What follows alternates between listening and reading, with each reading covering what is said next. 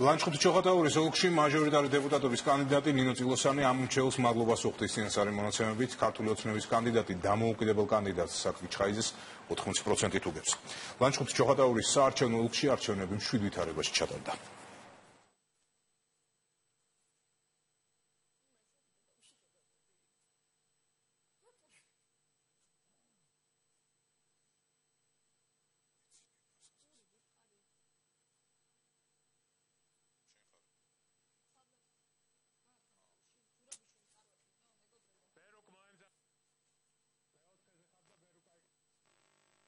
დიდი მადლობა ამ მრჩეველს, რომ არ დაიზარა და გააკეთა სწორი არჩევანი. წინასწარი მონაცემებით დიდი უპირატესობით ვიმარჯვებთ, ახლა უბრალოდ ველოდებით ცესკოს დაზუსტებულ მონაცემებს.